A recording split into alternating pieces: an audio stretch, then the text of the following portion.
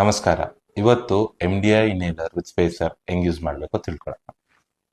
ಇದು ನಿಮ್ಮ MDI device. First ಚೆನ್ನಾಗಿ ಶೇಕ್ ಮಾಡಬೇಕು. ಇದು ನಿಮ್ಮ ಸ್ಪೇಸರ್ ಡಿವೈಸ್.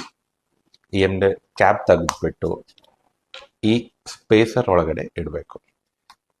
ಆದಮೇಲೆ ಈ ಮೌತ್ ಪೀಸ್ ತೆಗೆದು ಫಸ್ಟ್ ನಿಮ್ಮ ಬಾಯೊಳಗಡೆ ಇಟ್ಕೊಳಕ್ಕಿಂತ ಮೊದಲು ನಿಮ್ಮ ಉಸಿರನ್ನು ಚೆನ್ನಾಗಿ ಹೊರಗಡೆ ಬಿಡಿ. ಆದಮೇಲೆ ಇದನ್ನು ಬಾಯೊಳಗಡೆ ಇಟ್ಕೋಬೇಕು. ಆದಮೇಲೆ ಪ್ರೆಸ್ ಮಾಡಿ ನಿಧಾನವಾಗಿ ದೊಡ್ಡ ಉಸಿರು ತಗೋಬೇಕು. ಆಮೇಲೆ ಹಂಗೆ ಒಂದು 10 ಸೆಕೆಂಡ್ ಇಟ್ಕೋಬೇಕು. 10 ಸೆಕೆಂಡ್ ಆದ್ಮೇಲೆ ಬಿಟ್ಟು ಮತ್ತೆ ಇನ್ನೊಂದ್ಸತಿ ಮಾಡಬೇಕು. ಆದ್ಮೇಲೆ ತೆಗೆದು ಬಾಯಿ ತೊಳ್ಕೋಬೇಕು.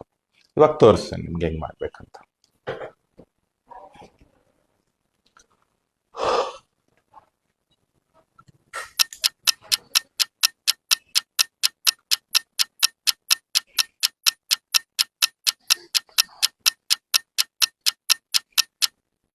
ತೆಗೆದ್ಮೇಲೆ ನಿಮ್ಮ ಮೌತ್ ವಾಶ್ ಮಾಡ್ಕೊಳ್ಳೋದು ಮರ್ತೋಗ್ಬೇಡಿ. Thank you.